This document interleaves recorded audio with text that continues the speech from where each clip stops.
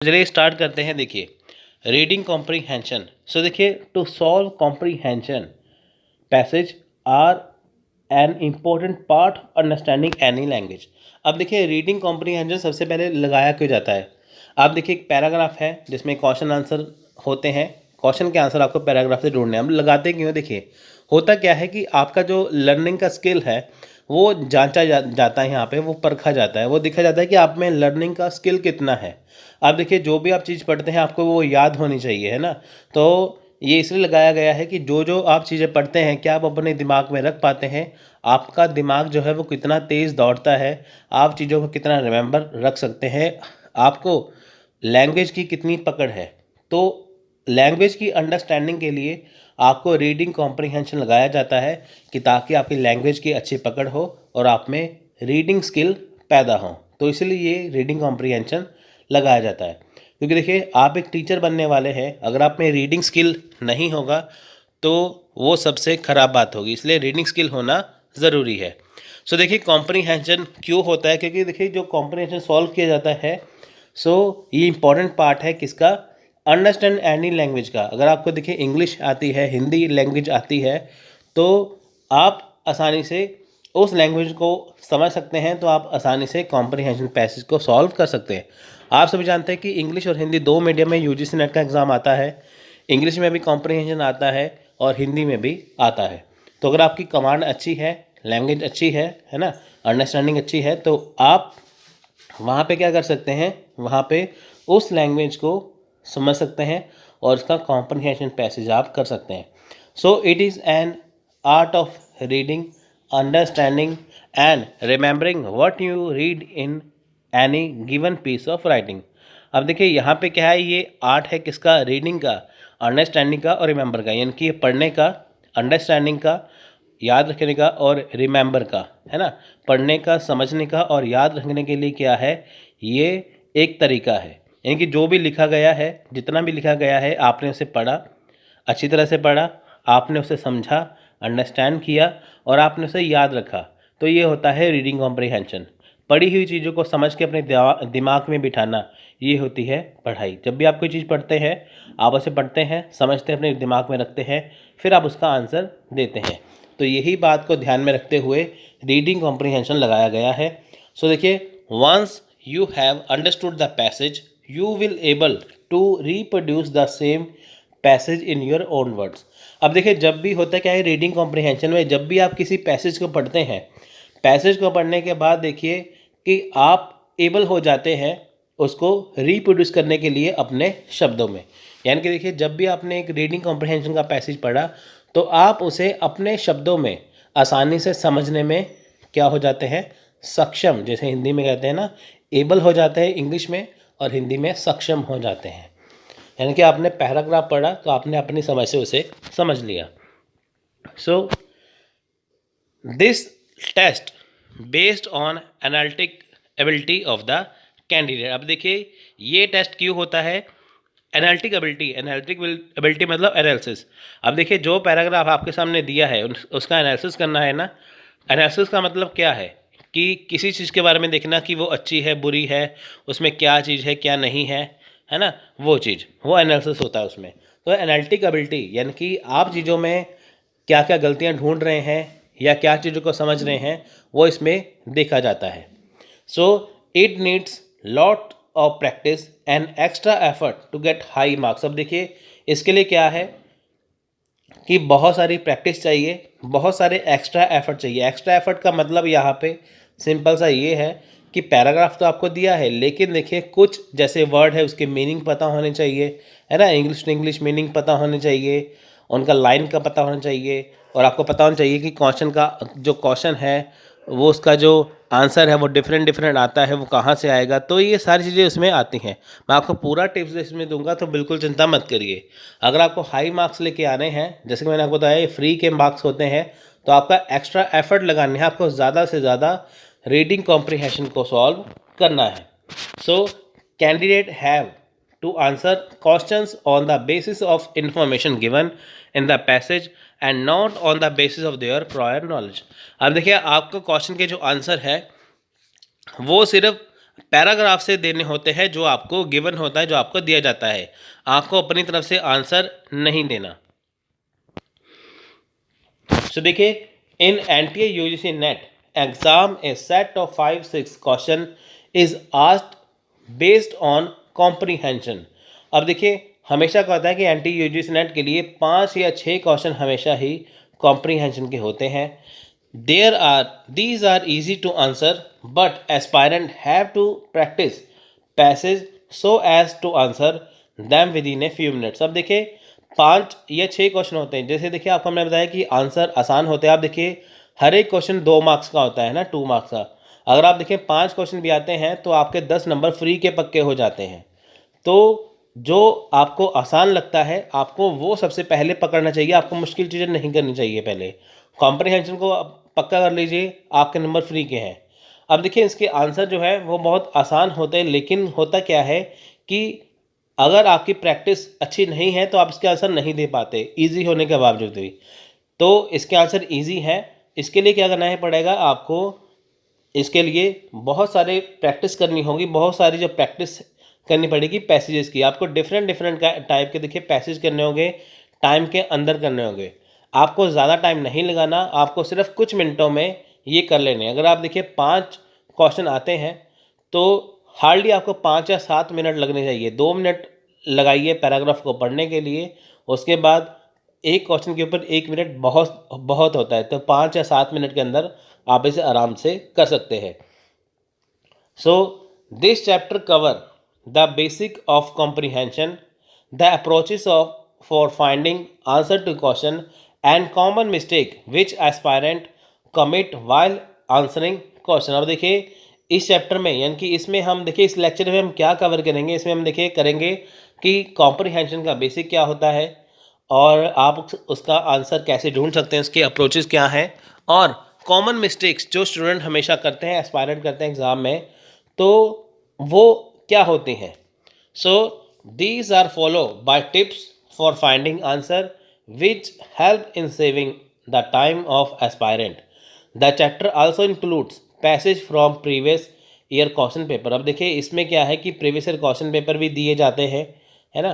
तो इसमें देखिए बहुत सारे क्वेश्चन, इसमें प्रीवियस ईयर क्वेश्चन पेपर भी दिए जाते हैं, इसमें एक्सपेक्टेड क्वेश्चन भी है, बहुत सारे देखिए कहीं से आपको प्रैक्टिस के लिए मिल जाते हैं। So to crack the reading comprehension test we should increase our logical thinking and critical thinking which help to give answer that question it in short duration। अब देखिए, अगर हमें देखिए रीडिंग कॉम्प्रीहेंशन करना है, उसका टेस्ट करना है, तो देखिए सबसे पहले हमारे अंदर क्या होना चाहिए, जो लॉजिकल थिंकिंग है उसे इंक्रीज करना चाहिए। लॉजिकल थिंकिंग मतलब हमें ये पता होना चाहिए कि जो भी चीज़ होती है उसके पीछे कोई लॉजिक होता है, कोई कारण होता है, वो क्यों होती है ना।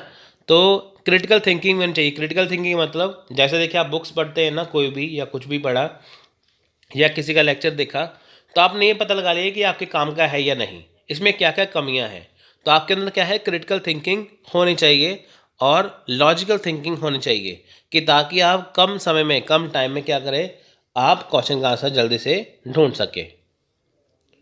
सो देखिए, reading comprehension includes a passage followed by a few question. अब देखिए, रीडिंग कॉम्प्रीहेंशन में इस तरह के क्वेश्चन आते हैं। वो कौन से क्वेश्चन है, देखिए, the question asked from reading comprehension generally revolve around the following. अब देखिए, रीडिंग कॉम्प्रीहेंशन में जो क्वेश्चन आते हैं वो किस टाइप के क्वेश्चन होते हैं। देखिए, ये देखिए 9-10 टाइप के होते हैं। देखिए, पहला सब्जेक्ट ऑफ पैसेज। सबसे पहला देखिए क्वेश्चन यही होता है कि पैसेज का सब्जेक्ट है क्या, पैसेज क्या कहना चाहता है, उसका मीनिंग है क्या, है ना। पैसेज का नाम क्या है, जैसे उसका सब्जेक्ट क्या है, किसके ऊपर बेस्ड है। सो दूसरा आता है मेन आइडिया ऑफ पैसेज, यानी कि पैसेज का मेन आइडिया क्या है, किसके बारे में जहाँ पे बात की गई है मेनली। डायरेक्ट क्वेश्चन देखिए यहाँ पे आते हैं। डायरेक्ट क्वेश्चन मतलब कि जो देखिए लाइंस आपको दिए होते हैं पैराग्राफ में, उसी का आपको डायरेक्ट क्वेश्चन वहाँ पे पूछ लेते हैं। Inference based question. अब देखिए, इन्फ्रेंस बेस्ड क्वेश्चन आप यहाँ पे आते हैं, तो आपको वो देखने होते हैं जिसके पीछे देखिए कि कुछ कारण होते हैं, है ना, इन्फ्लुएंसेस होती है और कुछ कारण होते हैं, उसके बेस्ड क्वेश्चन आते हैं। या देखिए कुछ ऐसे क्वेश्चन आते हैं कि जैसे उनका जैसे वहाँ पे देखिए कुछ शब्दों का मीनिंग लिखा है ना, तो डायरेक्ट आपको वहाँ से क्वेश्चन आएगा, तो कई बार शब्द वहाँ पे क्या होते हैं, वो अलग हो जाते हैं, इनकी लाइन सेम होती है, तो आपको ऐसे क्वेश्चन आएंगे। लॉजिकल स्ट्रक्चर क्वेश्चन, अब देखिए लॉजिकल स्ट्रक्चर क्वेश्चन यहाँ पे आएंगे आपको, जिसका कोई लॉजिक होता है ना, तो वो आपको वहाँ पे क्वेश्चन आते हैं। और question based on author tone, अब देखिए ऑथर क्या कहना चाहता है पैराग्राफ से, आपको उसके बेस पर क्वेश्चन आता है। वोकैबलरी बेस्ड क्वेश्चन आते हैं। वोकैबलरी बेस्ड मतलब कि जैसे देखिए वहाँ पे कुछ जैसे शब्द है उसका मीनिंग दिया जाता है, वो पूछ लेते हैं कि बताइए इस शब्द का मीनिंग क्या है इसमें जो दिया गया है। क्वेश्चन इन्वॉल्विंग पैराफ्रेजिंग, अब देखिए पैराफ्रेजिंग के साथ क्वेश्चन वहाँ पे आते हैं, फ्रेज है ना, पैराफ्रेजिंग के क्वेश्चन वहाँ पे आपको होते हैं। होता सब कुछ देखिए कॉम्प्रिहेंशन के जो पैसेज के बीच में से ही है। एप्लीकेशन बेस्ड क्वेश्चन, अब देखिए एप्लीकेशन बेस्ड क्वेश्चन आते हैं अप्लाई करने वाले, जैसे आपको क्वेश्चन दिया जाता है, वहाँ पे देखा जाता है कि बताइए कि ये आंसर कहाँ से, फिर आपको वो आंसर 2-3 लाइन का वहाँ पे ढूंढना पड़ता है। तो यही सारे क्वेश्चन आपको घूम फिर के वहाँ पे आते हैं। सो देखिए ये सारे जो क्वेश्चन होते हैं, ये क्वेश्चन आपको आते हैं। जो ऊपर के देखिए ये 6 जो टॉपिक हैं है ना, ये इसमें ज़्यादा क्वेश्चन आते हैं यहाँ पे। तो देखिए ये क्वेश्चन की टाइप है, आपको ये समझने हैं। इसी के अराउंड देखिए आपके सारे क्वेश्चन के जो आंसर है वो घूमते हैं। तो अगर आपने देखिए ये अच्छे से किया तो आपका आराम से हो जाएगा। सो देखिए अप्रोचेस क्या है, देखिए यहाँ तक हमने जाना है कि रीडिंग कंप्रिहेंशन होता क्या है, इसके अंदर कौन कौन से क्वेश्चन आते हैं। अब बारी आती है क्वेश्चन को सॉल्व कैसे करना है। Comprehension, understand, what, read. So देखिए क्वेश्चन टू पैसेज, देखिए क्वेश्चन, देखिए जो क्वेश्चन सॉल्व करने के 2 तरीके होते हैं।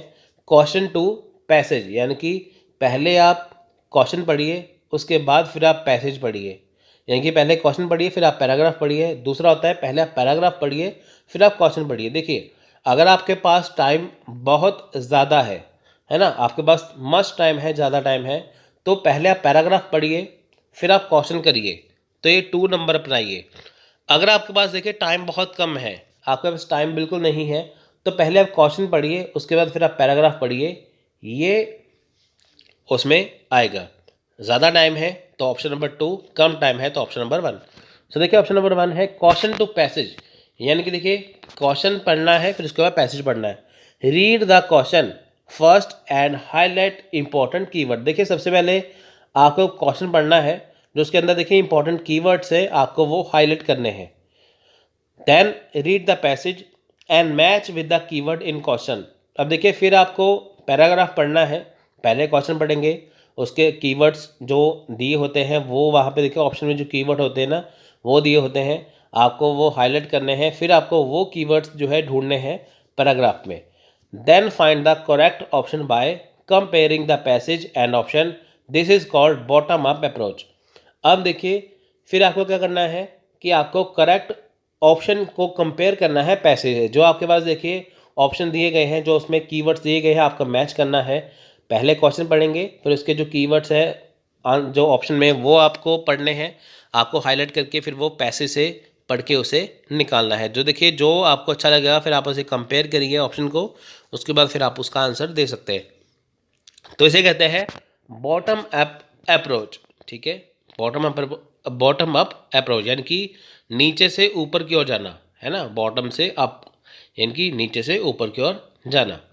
तो देखिए पहले पैराग्राफ है तब क्वेश्चन है, तो क्वेश्चन नीचे आ गया ना, क्वेश्चन से पैराग्राफ की तरफ जाएंगे तो क्या है वो bottom up approach.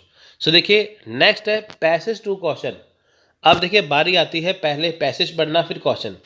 Passage to question another approach is top down approach, top down वही पहले पैराग्राफ सबसे टॉप पे, डाउन में क्या है question. So top down approach है ये। It is the opposite of bottom up approach. While adopting this approach, first read the passage and mark the important points, then read the question and identify to locate the answer in the passage। देखिए सबसे पहले क्या करेंगे, यहाँ पे आप पहले paragraph पढ़ेंगे अच्छी तरह से, और देखिए जो उसमें इंपॉर्टेंट पॉइंट्स है, जैसे देखिए इंपॉर्टेंट पॉइंट्स होता है ना, किसी जैसे डॉक्टर जैसे कोई लेखक है, राइटर है, उसने किसी ऑथर ने किसी के बारे में कुछ बताया है, तो आपको वो ध्यान में रखना है। तो देखिए पहले पैराग्राफ पढ़ेंगे, इसमें जो इंपॉर्टेंट पॉइंट्स है फिर आपको उसे पहले उसे हाईलाइट करना है। उसके बाद क्या करेंगे, फिर आपको क्वेश्चन पढ़ना है। क्वेश्चन पढ़ने के बाद फिर आपको उसका आंसर उसमें से ढूंढना है पैराग्राफ से। Compare the option and given information in the passage to know correct answer, you can use whichever approach suit you. अब देखें यहाँ पे क्या है कि जब आप पहले पैराग्राफ पढ़ेंगे उसके बाद फिर आप क्वेश्चन आंसर पढ़ेंगे, उससे क्या है कि जो आपको पैराग्राफ में इंपॉर्टेंट लाइंस लगती हैं फिर आपको वो कंपेयर करनी है ऑप्शन के साथ। यानी कि देखिए आपने पैराग्राफ पढ़ा तो उसमें आपने देखा कि इंपॉर्टेंट लाइंस आपने देख ली, फिर आपने मैच करके देखा जो ऑप्शन है क्या उसके साथ वो मैच कर रही है लाइन। तो जो मैच करती होगी लाइन फिर आपको उसका आंसर वहाँ पे लगाना है। देखिए डायरेक्ट लाइंस कई बार वहाँ पे नहीं दी होती, आंसर जो ऑप्शन होते हैं क्वेश्चन के जो ऑप्शन होते हैं वहाँ पे थोड़ा सा घुमा के पूछा होता है। तो इसलिए आपको पता होना चाहिए, कंपैरिजन होना चाहिए। कई बार क्या होता है कि शब्द कुछ और होते हैं वहाँ पे, तो नीचे ऑप्शन में शब्द जो है वो वोकैब के जरिए क्या है चेंज कर दिए जाते हैं। तो आपको वोकैब की जानकारी होनी चाहिए, तो उसके जरिए आप इसे आसानी से कर सकते हैं। सो सिंपल सी बात है, question to passage first point में हम करेंगे, पहले क्वेश्चन पढ़ेंगे फिर उसका आंसर ढूंढेंगे पैराग्राफ से। दूसरे में क्या है, पहले हम पैसेज पढ़ेंगे फिर उसका आंसर क्वेश्चन से मैच करेंगे। सो ये है दो तरीके पढ़ने के लिए। अब बारी आती है देखिए कुछ टिप्स के बारे में, some tips to solve the passage. अब देखिए अब टिप्स क्या है, देखिए रीड द पैसेज केयरफुली। अब देखिए सबसे पहला टिप्स है कि जो पैसेज है उसे आपको केयरफुली रीड करना है। This is the basic of approaching, you need to read the comprehension very carefully, do not read half and assume the rest in case of lengthy paragraph. अब देखिए यहाँ पे क्या है कि सबसे पहले जो आप जो पैसेज है जो पैराग्राफ है आपको केयरफुली पढ़ना है। ये बेसिक अप्रोच है, ध्यान से पढ़ना है ना। तो you need to read the comprehension very carefully. आप देखिए आपको बहुत ध्यान से उसे पढ़ना है। देखिए ऐसा नहीं है कि आपने आधा पढ़ लिया, हाफ पढ़ लिया तो बाकी आपको सोचेंगे कि चलो बाद में पढ़ लेंगे, ऐसा नहीं है। अगर आपने पढ़ना स्टार्ट किया फिर आपका पूरा ही पढ़ना है उसे, उसकी इंपॉर्टेंट लाइन्स को आपको याद रखना है। ध्यान से पढ़ने का मतलब ये है कि आप उसे ध्यान से देखिए उसमें क्या क्या बातें की गई हैं, क्या उसमें आपने समझा है। जैसे देखिए हम न्यूज़पेपर पढ़ते हैं ना, उसमें खबर पढ़ते हैं, न्यूज़ पढ़ते हैं, तो आपको ये वैसे ही ध्यान में रखना है। सो उसके बाद after first read the question once, read the question once. अब देखिए मान लीजिए आपने पैराग्राफ पहली बार पढ़ लिया, उसके बाद फिर आप क्वेश्चन आंसर पढ़िए। This is the important, the question will give you the idea from which part of the question are asked. If you don't know exact answer to the question then you need to read the part of the passage again. It will make answering the question easily and correctly. अब देखिए दूसरा क्या है, पहले आपको देखिए first read यानी कि पहली बार आपने अगर यहाँ पे कॉम्प्रीहेंशन पढ़ लिया, उसके बाद क्या है फिर आप उसके क्वेश्चन पढ़िए। क्वेश्चन के पढ़ने के बाद क्या है फिर आप उसका क्वेश्चन का आंसर पैराग्राफ से ढूंढिए।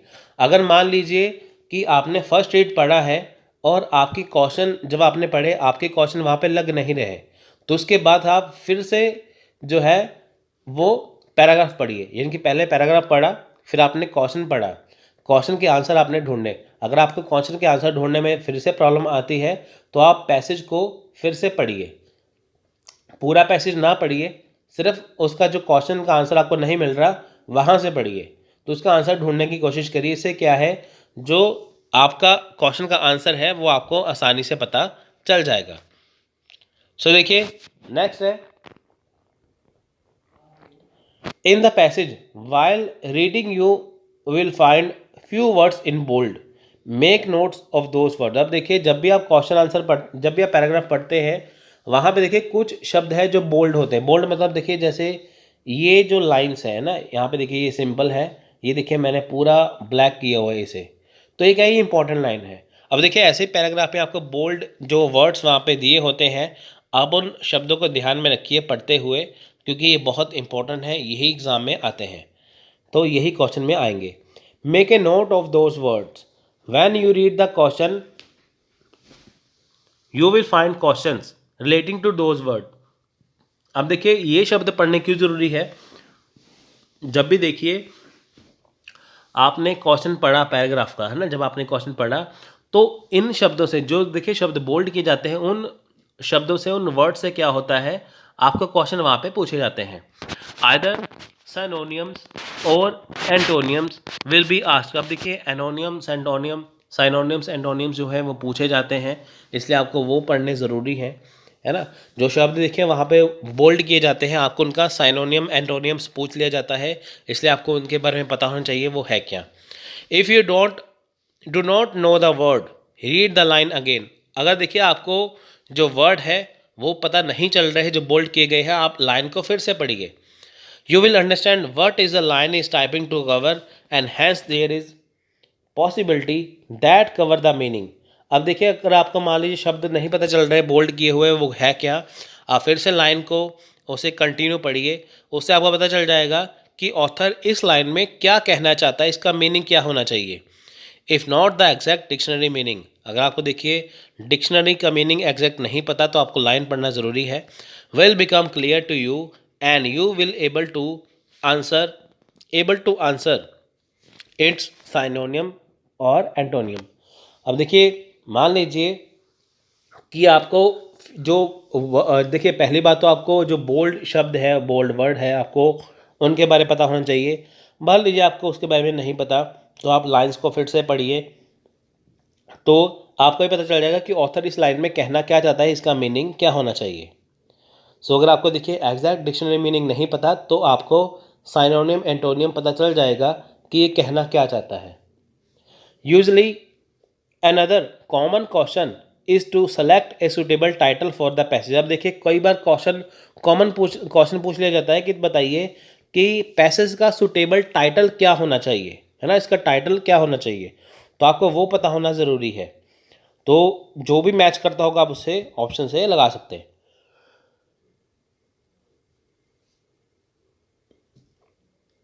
For this you need to read and read the passage till the meaning is clear. अब देखिए अगर आपको टाइटल का पता लगाना है, पहले आपका पैसेज पढ़ना है और आपको बार बार पैसेज को पढ़ना है कि ताकि आपको उसका टाइटल समझ में आ सके, उसका मीनिंग क्लियर हो सके, है ना, आपको पूरा पैसेज क्लियर हो जाए। We can hope that after two reads the emotions of the passage somewhat become clear. अब देखिए जब भी आप 2 रीड करेंगे, 2 रीड बहुत होता है, 2 रीड्स करने के बाद देखिए आपका जो पैसेज है आपको क्लियर हो जाएगा। The next common question is that what is the author trying to convey through the passage और what is author take the subject etcetera. अब देखिए अगला क्वेश्चन आता है, देखिए इससे पहले हमने करा था ना कि टाइटल क्या है पैसेज का, कि वो आपको जानना ज़रूरी है। उसके बाद आता है कि जो पैसेज के जरिए ऑथर क्या मैसेज देना चाहता है, क्या कहना चाहता है, वो कॉमन क्वेश्चन आता है। Again this question will become clear on repeated reading of the passage. The option given in the answer will be very easily. So देखिए यहाँ पे क्या है कि आपको फिर से पैसेज को रिपीटेड पढ़ना है जब तक उसका आपको जो मैसेज है वो पता ना चल जाए। सो लास्ट है देखिए, last but not the least, if you find the passage is too hard for you understand. अगर आपको लगता है कि आपने जो पैराग्राफ पढ़ा है वो बहुत मुश्किल है, आपके समझ में नहीं आ रहा, do not attempt the tricky question based on gas.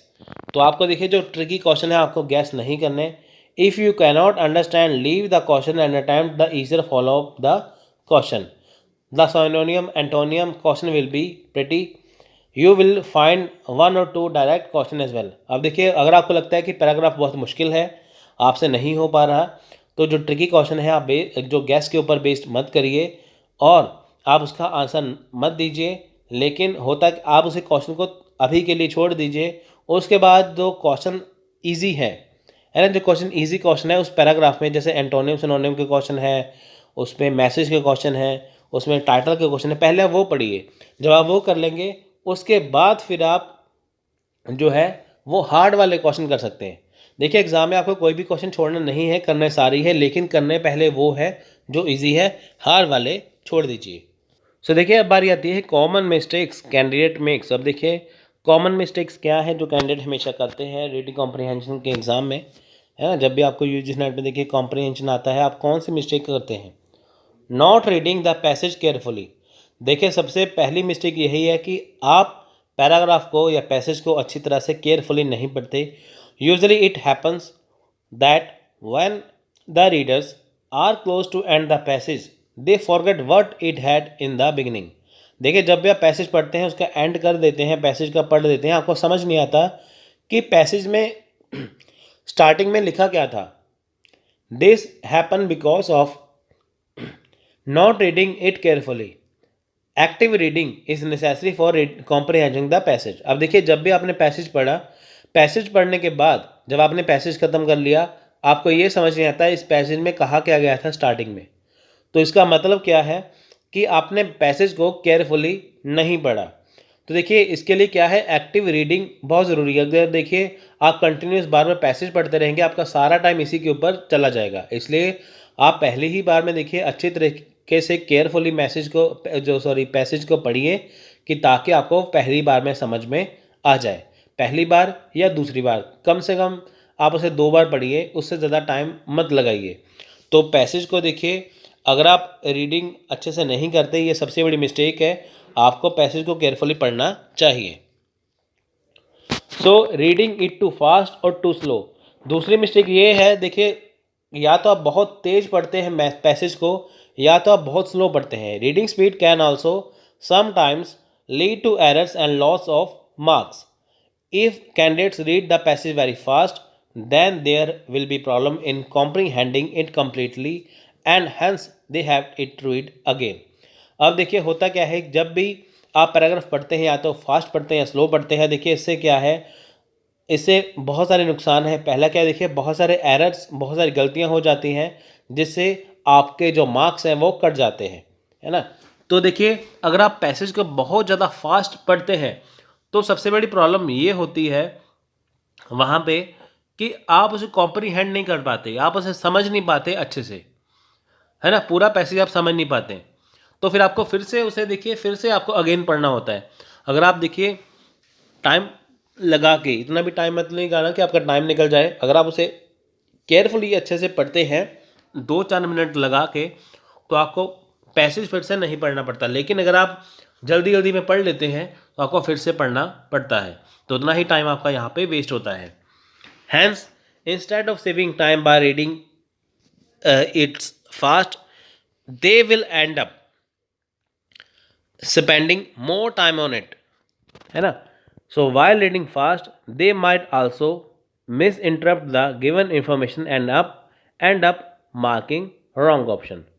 अब देखिए यहाँ पे क्या है कि टाइम बचाने के लिए रीडिंग इट फास्ट, है ना। अगर आप बहुत जल्दी पढ़ेंगे तो उससे क्या है, जब आप एंड कर लेंगे, सबसे पहली बात देखिए यहाँ पे क्या है कि आप जब पैसेज को बहुत ज़्यादा फास्ट पढ़ लेते हैं, आप सोचते हैं कि आपका टाइम सेव हो जाएगा, लेकिन उसमें होता क्या है, टाइम सेव करने के चक्कर में आप क्वेश्चन के जो आंसर है वो तो गलत कर देते हैं, साथ में आपको अगेन फिर से आपको बार बार पढ़ना पड़ता है पैसेज को। उससे क्या होता है, आपका बहुत ज़्यादा टाइम वहाँ पे लगता है और आपको आधी अधूरी इन्फॉर्मेशन मिलती है, जिसके ज़रिए आप क्वेश्चन का जो आंसर है वो गलत कर देते हैं। इसलिए फास्ट पढ़ने से बहुत नुकसान है। पहली बात तो देखिए आपको इन्फॉर्मेशन पूरी मिलेगी नहीं, कहा क्या गया है, तो आप उसका क्वेश्चन का आंसर रॉन्ग कर देंगे। दूसरी बात क्या है, आपको बहुत ज़्यादा टाइम लगाना पड़ता है। टाइम देखिए सेव नहीं होता, इससे टाइम ज़्यादा लगता है क्योंकि बार बार पढ़ना पड़ता है। Read the passage very slowly. अब देखिए पैसेज आपको वेरी स्लोली, बहुत स्लोली पढ़ते हैं, इससे भी देखिए विल आल्सो भी वेस्ट ऑफ टाइम। अब देखिए ये भी टाइम वेस्ट होता है इससे। The candidates will end up spending more time than what is required and there will be lesser time available for remaining caution। this will be result in loss of marks। अब देखिए अगर आप बहुत ज़्यादा slow पढ़ते हैं तो इससे क्या है कि आपके जो टाइम निकल जाता है बाकी क्वेश्चन के लिए। देखिए जैसे 50 क्वेश्चन होते हैं, अगर आप देखिए रीडिंग कॉम्प्रिहेंशन के ऊपर आधा घंटा लगा देंगे तो बाकी के 20 मिनट्स में आप 45 क्वेश्चन कैसे कर पाएंगे, है ना। तो देखिए वहाँ पे तो आजकल देखिए होता है कि 3 घंटे आपको मिल जाते हैं, जिसमें आपको देखिए 180 मिनट में आपको 150 जो क्वेश्चन करने होते हैं। लेकिन अगर आप क्वेश्चन आंसर देखिए, आप देखेंगे कॉम्प्रिहेंशन के ऊपर इतना टाइम लगा देंगे तो बाकी जो आपको क्वेश्चन करने हैं उसके ऊपर टाइम देखिए आपको नहीं मिलेगा वहाँ पे, तो आपका टाइम कम हो जाएगा। इससे आपको जो मार्क्स हैं वो भी कम आते हैं। Not reading the question properly. अब देखिए, अब आप क्वेश्चन को प्रॉपरली नहीं पढ़ते, है ना।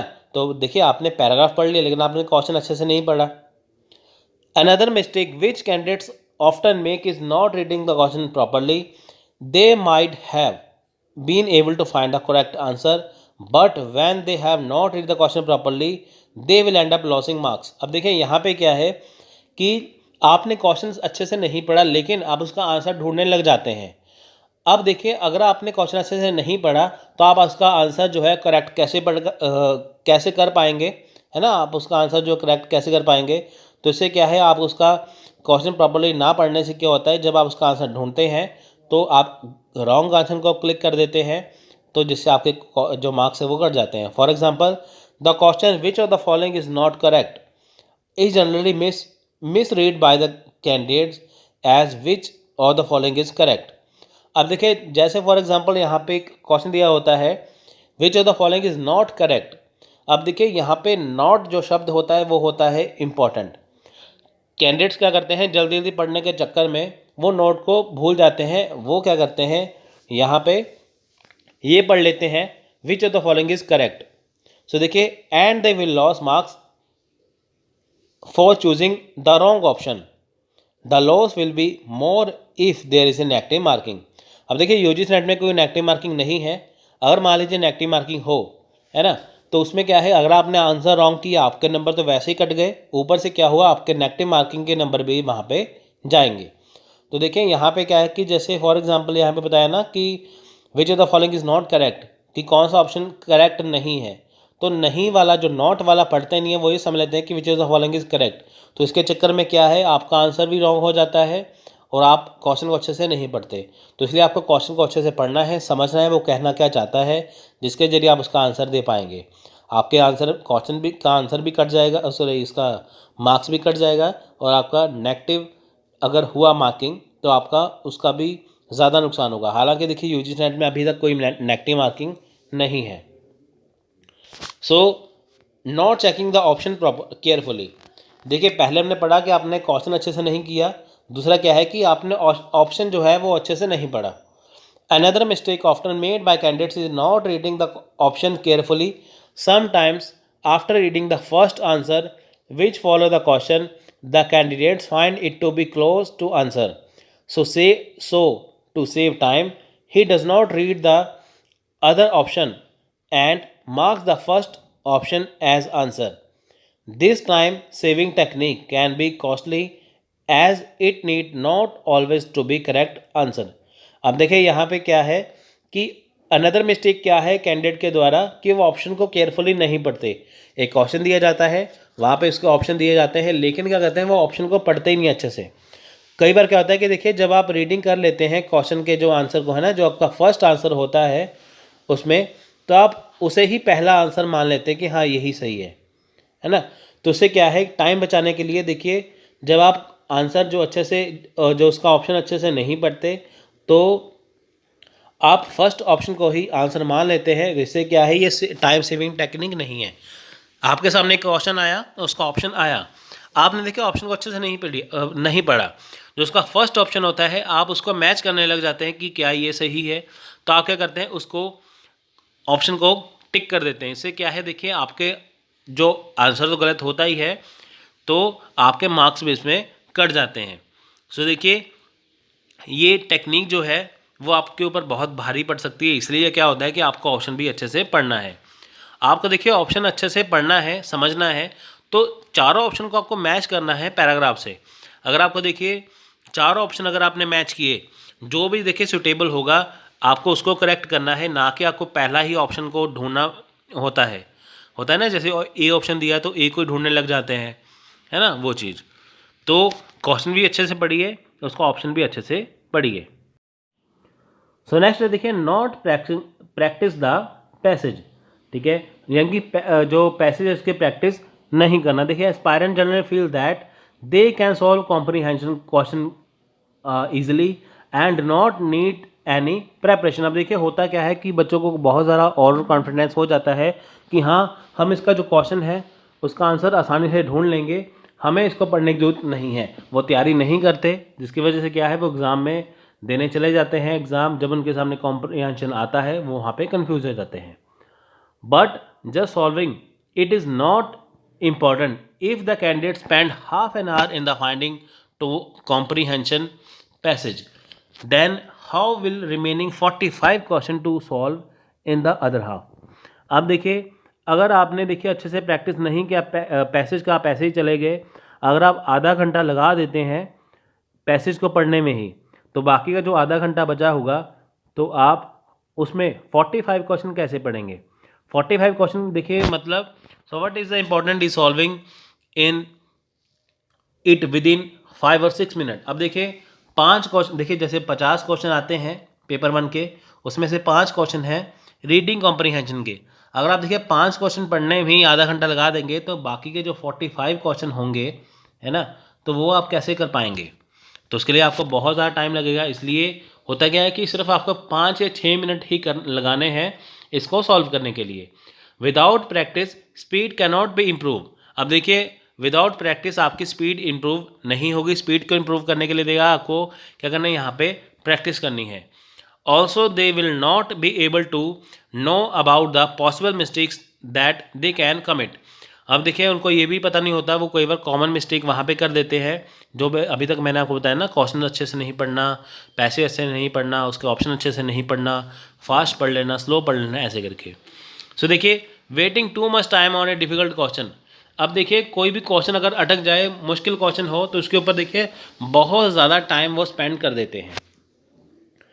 It is generally observe that aspirant keep on checking the passage till they find the answer for our question. देखिए जनरली ये ऑब्जर्व किया गया है, जो एस्पायरेंट है वो क्वेश्चन का जो आंसर है, यानी कि जो पैसेज को चेक करने में ही बहुत ज़्यादा टाइम लगाते हैं। देखिए जितने भी क्वेश्चन हैं उनका आंसर ढूंढने में, उसको चेक करने के लिए बहुत ज़्यादा, देखिए वहाँ पे क्या होता है, वहाँ पे वो टाइम लगाते हैं, है ना।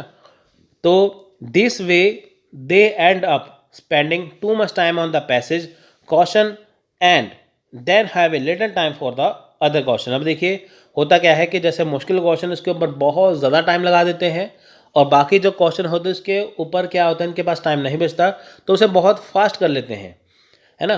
तो उससे क्या है कि आपका जो गड़बड़ हो जाता है उसमें, देखिए जो consider that a passage has 5 question and the time available is 1.2 minute पर क्वेश्चन। अब देखिए ये होता है कि अगर आपके पास 5 क्वेश्चन हैं तो उसमें क्या होता है कि 1.2 मिनट्स, यानी कि 1 मिनट और 20 सेकेंड, यानी कि 80 सेकेंड आपको मिलते हैं एक क्वेश्चन का आंसर ढूंढने के लिए।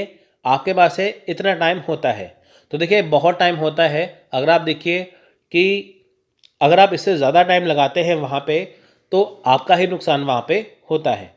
This means he has to read the passage and answer the question within 5 or 6 minutes. Suppose he end up spending 15 minutes on reading the passage and answer all question। अब देखिए अगर आप 1.2 minutes के ratio से चलते हैं, अगर आप देखिए 1.2 मिनट के रेशो से चलते हैं पर क्वेश्चन के हिसाब से, आपको 5 या 6 मिनट लगने चाहिए सभी का आंसर ढूंढने के लिए। लेकिन होता क्या है, देखिए 15 मिनट से ज़्यादा टाइम लगाया जाता है इसका क्वेश्चन का आंसर ढूंढने के लिए। तो देखिए होता क्या है, even if all his answer are correct then he will get 10 marks. अब देखिए मान लीजिए कि अगर आपके 5 क्वेश्चन जो है आपने सही कर दिए तो आपके 10 मार्क्स उसमें आ जाएंगे, क्योंकि देखिए हर एक क्वेश्चन के 2 मार्क्स होते हैं। But in the extra 10 minutes spend on these question he would have solved 10 more questions which would have yielded more than 20 marks. Thus spending too much time on a question will be result in loss of marks। अब देखिए यहाँ पे क्या है, यहाँ पे simple सा आपको मैं फिर से बताता हूँ। यहाँ पे ये कहा गया है कि आपका 5 क्वेश्चन दिए जाते हैं रीडिंग कॉम्प्रीहेंशन में, 1.2 मिनट मिलता है क्वेश्चन करने के लिए। अगर आप देखिए कि 1.2 मिनट के हिसाब से अगर आप इसे मल्टीप्लाई करेंगे 5 क्वेश्चन से, तो आपके 6 मिनट आपको मिलते हैं। तो 5 क्वेश्चन को सॉल्व करने के लिए 6 मिनट हैं आपके पास। तो 6 मिनट में क्या है या 5 मिनट में क्या है, अगर आप देखें 5 क्वेश्चन को 5 मिनट करते हैं, 6 मिनट करते हैं, आप उसमें सॉल्व कर लेते हैं, तो अगर आप उसमें लगाते हैं 15 मिनट, कहाँ आपको 5 क्वेश्चन 5 मिनट में करने हैं, कहाँ पे 15 मिनट लगाते हैं, आपका जो लॉस है 10 मिनट्स का। अगर आपने देखिए 5 मिनट में 5 क्वेश्चन कर दिया, आपके 10 मार्क्स पक्के हो गए। लेकिन अगर आपने देखिए उसमें 10 मिनट एक्स्ट्रा लगा दिए, 10 मिनट का मतलब आप उसमें देखिए कि 10 मिनट्स में आप 10 क्वेश्चन और सॉल्व कर सकते हैं, है ना। यानी कि अगर आपको 5 क्वेश्चन सॉल्व करने के लिए 5 मिनट दिए गए हैं, तो यानी कि 1 मिनट मिला है आपको एक क्वेश्चन सॉल्व करने के लिए। अगर आप देखिए 5 क्वेश्चन को सॉल्व करने के लिए 15 मिनट लगाते हैं, यानी कि आपका 10 मिनट यहाँ पे ज़्यादा लग रहा है। तो आप उन 10 मिनट को अगर आप ज़्यादा लगाते हैं, तो आप उस 10 मिनट में आप 10 क्वेश्चन और सॉल्व कर सकते हैं, जो कि 20 मार्क्स के बनते हैं। सो देखिए इससे क्या है, अगर आप ज़्यादा टाइम लगाते जाएंगे, आपके ही मार्क्स कम होते जाएंगे एग्ज़ाम में। सो इसलिए टाइम कम लगाइए। सो लॉसिंग फोकस और एंड इंटरेस्ट वाइल रीडिंग। अब देखिए यहाँ पे जो आपका फोकस होता है वो आपका ख़त्म हो जाता है रीडिंग करते वक्त। Losing interest and focus while reading the passage can also cost heavily. A candidate will not be able to understand the passage if the loses focus, which can result in missing important points, and he would have to read it again. This will lead to time wastage and also the tendency of misinterpretation, and hence marking the wrong option is high. अब देखिए यहाँ पे क्या है कि paragraph अगर लंबा हो तो उसे पढ़ते वक्त आपका जो इंटरेस्ट है वो कम हो जाता है। इससे क्या है कि आपको पैराग्राफ अच्छे से समझ नहीं आता, आप उसे अंडरस्टैंड नहीं कर पाते, आप जो इम्पोर्टेंट पॉइंट्स है उसे आप मिस कर देते हैं। मिस करने के बाद क्या होता है कि आपको पैराग्राफ समझ में नहीं आता, आपको बार बार उसे फिर पढ़ना पड़ता है, जो कि एक टाइम वेस्टेज होता है। तो इससे क्या होता है कि आप जो ऑप्शन को रॉन्ग पे क्लिक कर देते हैं। यानी कि अगर आप पैसेज पढ़ने में इंटरेस्ट नहीं दिखाते, अगर आप बोर हो जाते हैं पैसेज पढ़ने में, आपको इंपॉर्टेंट लाइन मिस हो जाएंगी, आपको समझ में नहीं आएगा, जिसकी वजह से आप सारे क्वेश्चन के आंसर वहाँ पे गलत कर देंगे, है ना, ये चीज़। सो देखिए लास्ट है cracking a passage on the following factor. अब देखिए आपको देखिए यहाँ पे कॉमन मिस्टेक बताई ना, ऊपर तक यहाँ तक कॉमन मिस्टेक है। यहाँ पे बताएंगे कि आप कौन से फॉलोइंग फैक्टर्स फॉलो करिए, कौन से फैक्टर्स फॉलो करिए जो नीचे दिए गए हैं, कि ताकि आप अपना टाइम बचा सकें और आप सही से कर सकें, क्रैक कर सकें। सो देखिए कॉम्प्रीहेंशन एंड रिटेंशन। देखिए अगर आप कॉम्प्रीहेंशन को अच्छे से पढ़िए, है ना, उसे रिटेंशन को हिंदी में कहते हैं अवधारण, है ना, तो आप उसे अच्छे से समझिए वो कहना क्या चाहता है। तो उसके बिना आप नहीं कर पाएंगे, आप उसे पैराग्राफ को पढ़िए, अच्छे से समझिए। उसके बाद efficient analysis and accuracy the question. आप देखिए जहाँ तक हो सके एनालिसिस करके देखिए और देखिए कि क्वेश्चन के जो आंसर हैं वो कितने करेक्ट है। उसके जो ऑप्शन होते हैं देखिए पहले आपको वो देखना है, जो उसके ऑप्शन हैं वो मैच करते हैं क्या पैराग्राफ से, वो चीज़। उसके बाद रीडिंग स्पीड, आपको देखिए रीडिंग स्पीड पे ध्यान रखना है, ना ही बहुत ज़्यादा फास्ट पढ़ना है, ना ही बहुत ज़्यादा स्लो पढ़ना है। सो नेक्स्ट है रीडिंग। आपको देखिए रीडिंग करनी है, रीडिंग कैसे करेंगे, जैसे देखिए न्यूज़पेपर से, एडिटोरियल से, मैगजीन से, जर्नल आर्टिकल से, बुक से। अगर आप देखिए रीडिंग का मतलब क्या है, रटना नहीं होता। देखिए एक होता है रीडिंग, एक होता है क्रैमिंग। क्रैमिंग का मतलब होता है रट्टा मारना, रीडिंग का मतलब होता है पढ़ना। देखिए जब आप न्यूज़पेपर पढ़ते हैं तो आप न्यूज़पेपर को रट्टा नहीं मारते, तो आप उसे खाली पढ़ते हैं। अगर आप 2 बार देखिए एक ही खबर को पढ़ लेते हैं तो आपको वो चीज़ याद हो जाती है। तो सेम एज ही आपको एज इट इज़ पैराग्राफ को पढ़ना है। जैसे आप न्यूज़पेपर पढ़ते हैं वैसे आपको पैराग्राफ को पढ़ना है, आप उसे 2 बार पढ़ेंगे आपको वो याद हो जाएगा। सो आपको रीडिंग करनी है इनसे, न्यूज़पेपर से, एडिटोरियल से, मैगजीन से, जर्नल आर्टिकल, बुक से, इन्हीं से देखिए आपके पैराग्राफ बनेंगे और आपको रीडिंग करने में आसानी हो जाएगी। Building your vocabulary. अब देखिए आपको वोकैब जो है वो बहुत ज़रूरी है, शब्दों के मीनिंग पता होने चाहिए।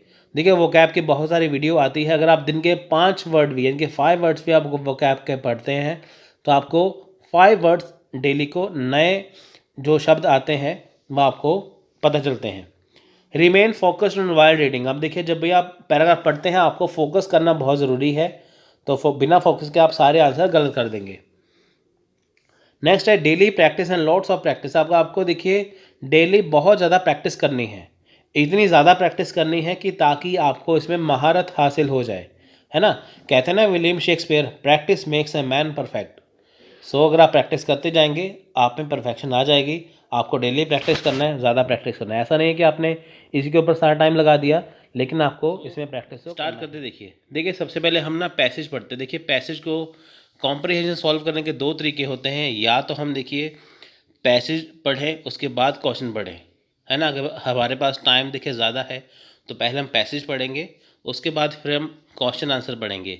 अगर हमारे पास टाइम कम है तो पहले हम क्वेश्चन आंसर पढ़ेंगे, उसके बाद फिर पैसेज में से हम डायरेक्ट उसके आंसर ढूंढेंगे। तो देखिए एज ए डेमो आपको मैं यहाँ पे पैसेज हम पहले पढ़ेंगे, उसके बाद क्वेश्चन आंसर सॉल्व करेंगे। सो देखिए पैसेज पढ़ते हैं। देखिए देखिए यहाँ पे पैसेज में लिखा है, graduation is a only milestone in a life journey, it does not mark the end of our education road. अब देखिए ये कहते हैं कि जो ग्रेजुएशन होती है वो हमारी लाइफ जर्नी का, जो हमारा जीवन है, जो हमारी लाइफ जर्नी है, उसका एक माइलस्टोन है। माइलस्टोन होता है मील का पत्थर। देखिए जब भी आप सड़क पे जाते हैं तो देखिए ऐसा पत्थर बना होता है ना वहाँ पे, ऐसे करके, है ना। तो ऐसे ऐसे पत्थर बना होता है वहाँ पे।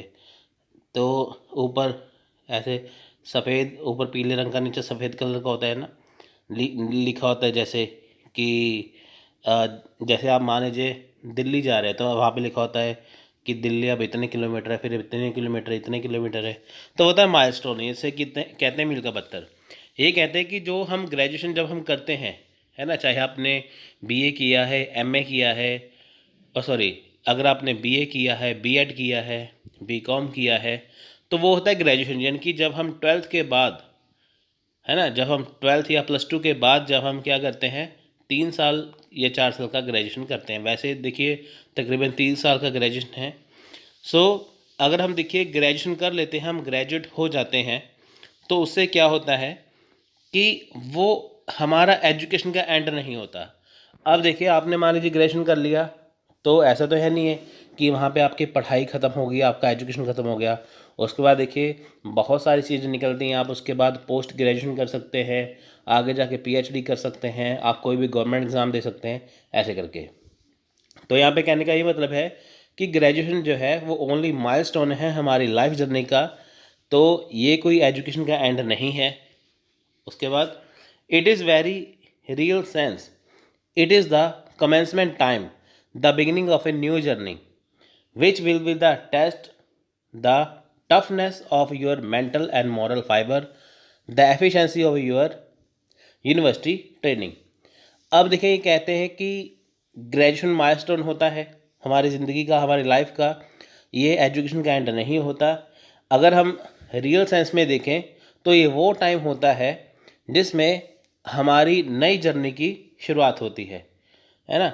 तो इससे क्या होता है, आपकी जो टफनेस होती है उसका पता चलता है, आपके मेंटल का, आपके मॉरल का, है ना। तो इससे आपकी क्या है, यूनिवर्सिटी ट्रेनिंग है। अब देखिए ये न्यू जर्नी क्यों कहते हैं। अब देखिए जैसे आपने ग्रेजुएशन कर ली, ग्रेजुएशन के बाद देखिए आप जॉब ढूंढने लगते हैं। या तो देखिए बहुत सारे गवर्नमेंट एग्ज़ाम हैं आजकल ग्रेजुएट लेवल पे हैं। अगर आप एसएससी एग्ज़ाम देते हैं, वो सीजीएल है ना होता है, कंबाइंड ग्रेजुएट लेवल, एसएससी है, बैंकिंग है, रेलवे है, और जितने भी गवर्नमेंट एग्ज़ाम है, चाहे वो पुलिस के एग्ज़ाम है, चाहे वो यूपीएससी है ना, आईएएस है, पीसीएस है, कुछ भी है।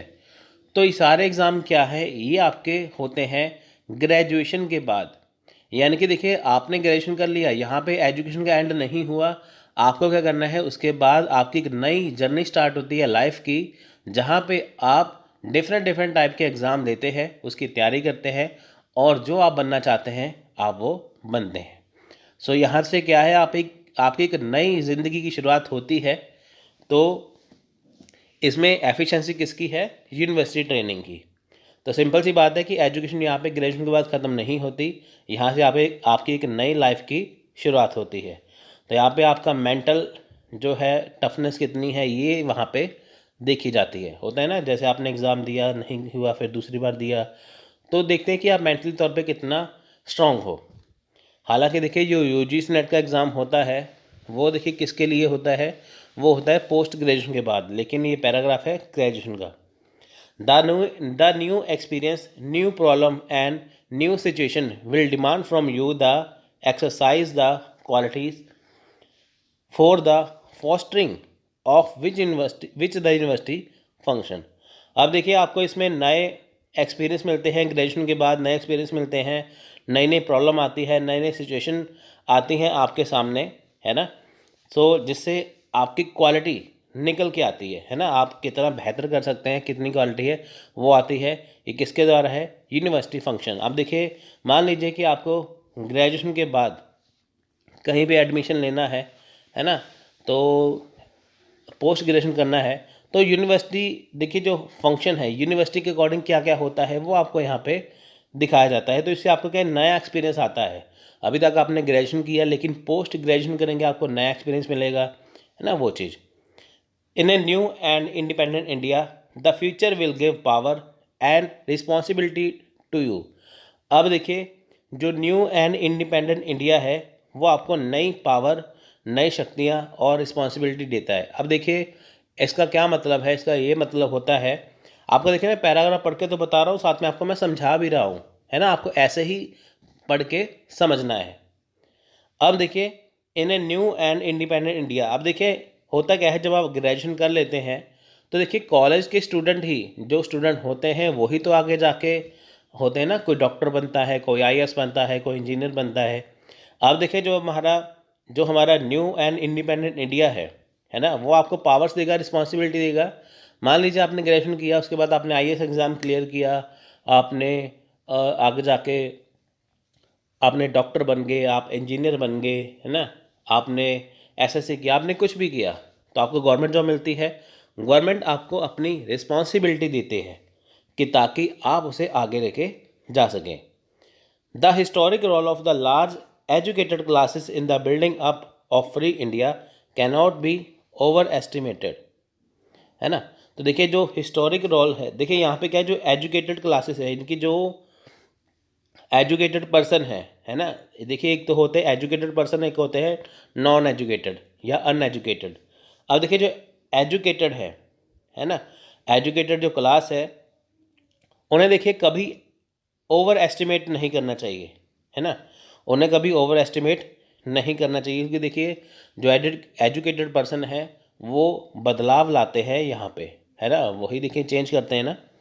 If a leader is one who knows where he is going, who has a firm grasp of insights and institutions which have made our civilization so enduring, and who can harness them for every aspect of life, it is only the university that can train man for leadership।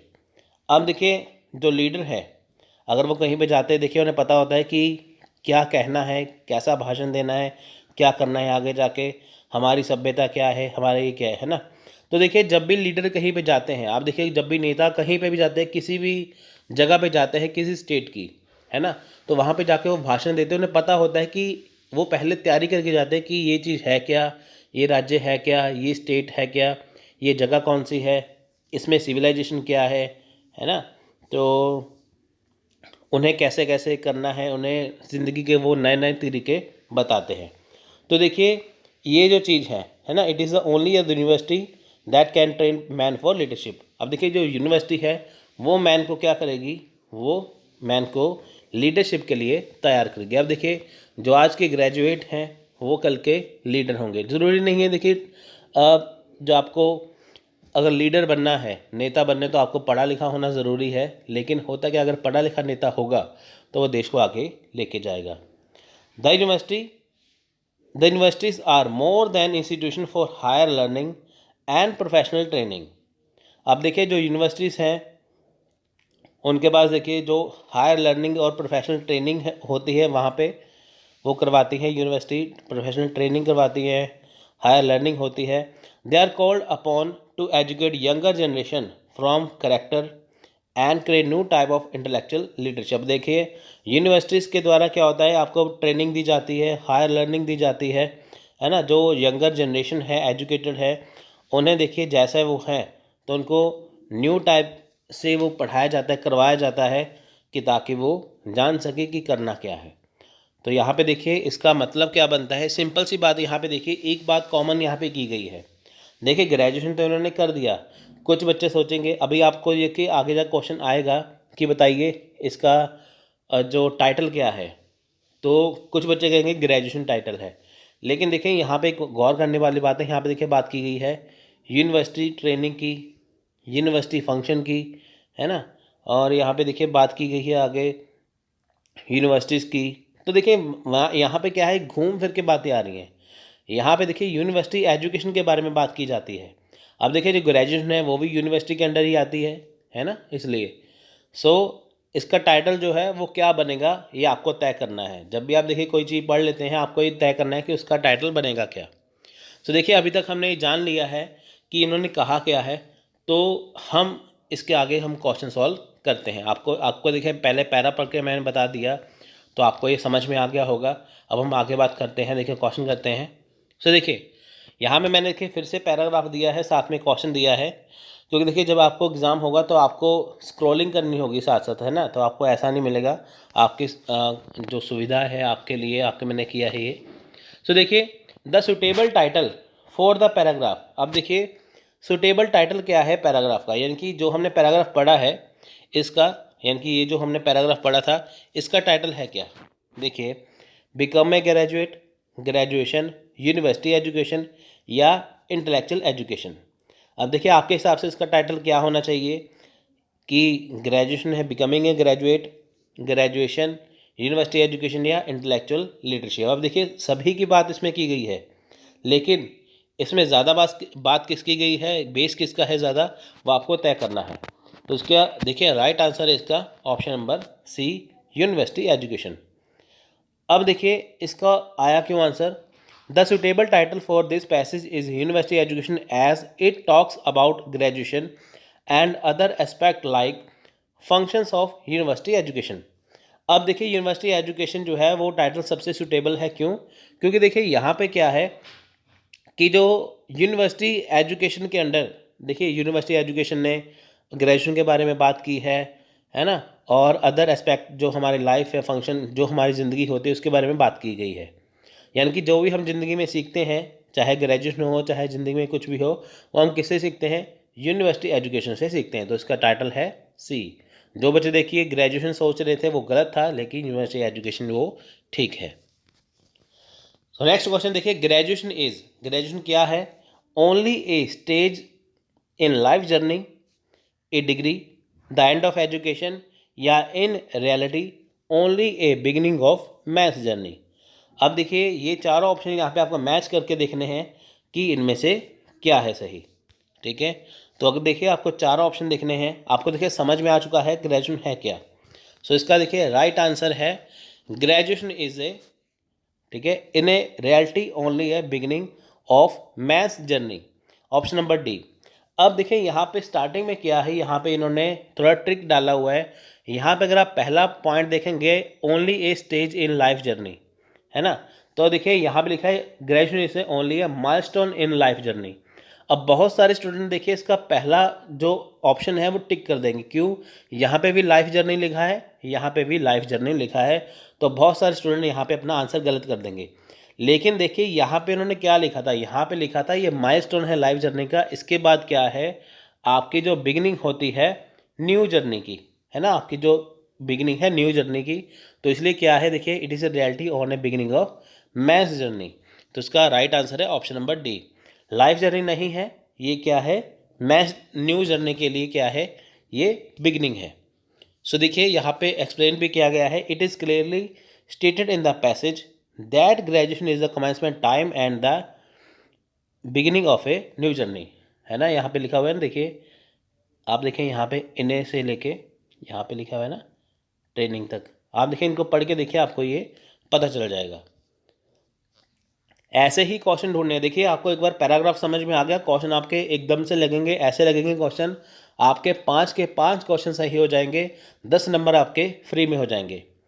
मैं तो आपको देखिए time लेके यहाँ पे पढ़ा रहा हूँ ना, साथ में एग्जांपल भी देता हूँ, लेकिन आपको जल्दी जल्दी पैराग्राफ पढ़ना है, इतना जल्दी भी नहीं पढ़ना, आपको समझना है, लेकिन उस हिसाब से पढ़ना है आपको वो समझ में आ जाए। नेक्स्ट क्वेश्चन देखिए, toughness of your mental and moral fibre means. अब देखिए जो टफनेस है आपकी मेंटल मॉरल वो है क्या। strength of your mental and qualities, greatness of intellectual morality, the powers that an educated person या qualities of the mind and character। देखिए चारों में से कोई भी क्वेश्चन, सॉरी चारों में से कोई भी ऑप्शन आपको देखिए टिक करना है। आप चारों को मैच करके देखिए यहाँ से, है ना, तो आप यहाँ से इसे आसानी से पता लगा सकते हैं।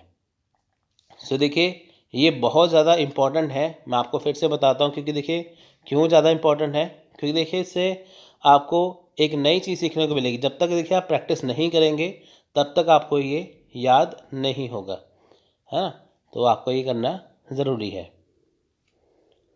तो देखिए इसका जो राइट आंसर है वो है option number A. Toughness of your mental and fibre means क्या मतलब क्या है, strength of your mental and moral qualities. देखिए एक्सप्लेनेशन भी साथ में दी गई है।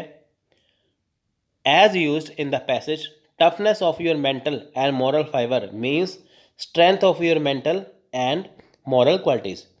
अब देखें यहाँ पे पैसेज में क्या दिया गया था, टफनेस, है ना। पैसेज में यहाँ पे देखिए क्या दिया गया था, टफनेस दिया गया था ना, toughness of your mental and moral fibre. अब देखिए टफनेस का मीनिंग क्या है, स्ट्रेंथ, तो इन्होंने यहाँ पे टफनेस नहीं डाला, यहाँ पे इन्होंने स्ट्रेंथ डाल दिया है, तो जिसके वजह से आप कंफ्यूज मत होइएगा, तो ये इसका सही है। तो इसका मीनिंग यही है कि स्ट्रेंथ होती है ये, ठीक है फ्रेंड्स। तो आपको देखिए ये बिल्कुल आराम से करना है, ध्यान से करना है, कि ताकि आपको ये समझ में आए, क्योंकि देखिए अगर आप इसे अच्छे से नहीं करेंगे तो आपको ये समझ में नहीं आएगा। सो ज़रूरी है कि आप इसे अच्छे से करिए, ध्यान से करिए। अगर आपको लगता है कि हाँ ये कहीं पे गलत हो रहा है तो आप उसे फिर से वहाँ पे देखिए क्लिक कर सकते हैं, तो आपका ये आसानी से सही हो जाएगा। सो फ्रेंड्स देख लीजिए, आपने पैराग्राफ देखिए पढ़ा है तो आपको इसमें पता होगा, है ना, साथ में पैराग्राफ दिया हुआ है मैंने, तो आप इसमें देखिए आसानी से देख सकते हैं।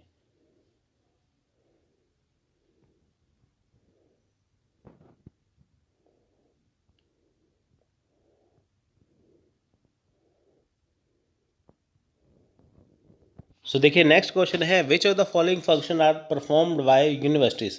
अब देखिए यूनिवर्सिटी के कौन से फंक्शन है, help in higher and professional education, form character, और डेवलप लीडरशिप क्वालिटी, या ऑल ऑफ द अबव।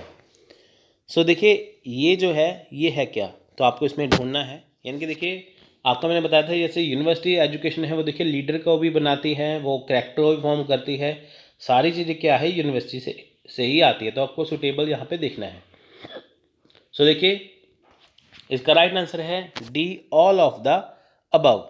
देखिए जो यूनिवर्सिटी एजुकेशन है वो देखिए हायर एंड प्रोफेशनल एजुकेशन भी बनाती है ना, फॉर्म करेक्टर भी बनाती है, लीडरशिप क्वालिटी भी डेवलप करती है, और ये सभी चीज़ें इसमें आती हैं। देखिए it is the given in the passage that the universities are more than institution for higher learning and professional training, they are called upon to educate younger generation, form character and create new types of intellectual leadership, so universities perform all of above said functions, है ना। तो ये देखिए बहुत सारी चीज़ें यहाँ पे आती हैं, ठीक है। आप देखिए यहाँ पे अगर हम यहाँ से बात करें इफ़ ए लीडर से लेके आप देखिए यहाँ तक ये पूरा इसमें दिया गया है, ये करेक्टर भी फॉर्म करती है ना, ये बहुत देखिए यहाँ पे लीडरशिप भी बनाती है ये, है ना, तो ये करेक्टर भी फॉर्म यहाँ पे करती है, तो बहुत सारी देखिए ये सारी चीज़ इसमें आ जाती हैं। सो नेक्स्ट क्वेश्चन है हमारा last question, which of the following suits best as the meaning of foster as use in the passage. अब देखिए फोस्टर का मीनिंग क्या है जो पैसेज में दिया है, फोस्टर का मीनिंग क्या है, देखिए कल्टीवेट है, एडवांस है, टर्मिनेट है, या पोटेंशियल है। फोस्टर का मीनिंग क्या है पैसेज में जो दिया गया है ना, आपको देखिए अच्छे से देखना है, ध्यान से देखना है, तो आप इसे अच्छे से देख पाएंगे। तो देखिए ऐसे ही वोकेबलरी के जो मीनिंग मैंने आपको देखिए जो पहला इसमें जो बताया था ना, जो टिप्स एंड ट्रिक्स मैंने आपको देखिए पहले ही बता दिया था कि आपको इसमें वोकेबलरी वो पूछते हैं, तो आपको ये पता होना चाहिए कि इसके मीनिंग है क्या, है ना, तो आप इसे आसानी से कर सकते हैं। सो देखिए इसका आंसर है cultivate. As per the passage foster means the cultivate. अब देखिए पैसेज के अकॉर्डिंग क्या है, फोस्टर का मीनिंग क्या है, कल्टीवेट, है ना। It is use in the context that the exercise of qualities for the fostering of which the university function. It implies here that the university cultivate those qualities. अब देखिए यहाँ पे क्या है कि जो यूनिवर्सिटीज़ हैं वो देखिए सभी जो क्वालिटी है, जितनी भी क्वालिटी है एक इंसान के अंदर, एक एजुकेटेड पर्सन के अंदर, वो कहाँ से आती है, यूनिवर्सिटी के द्वारा। इनकी यूनिवर्सिटी कल्टीवेट करती है। जैसे देखिए किसान कल्टीवेट करता है ना फसल को अपने खेतों में, तो ऐसे देखिए यूनिवर्सिटी जो है वो क्वालिटीज़ कल्टीवेट करती है, क्वालिटी उगाती हैं किसके अंदर, एजुकेटेड पर्सन के अंदर। सो देखिए ये मोस्ट इम्पॉर्टेंट है ज़्यादा, है ना।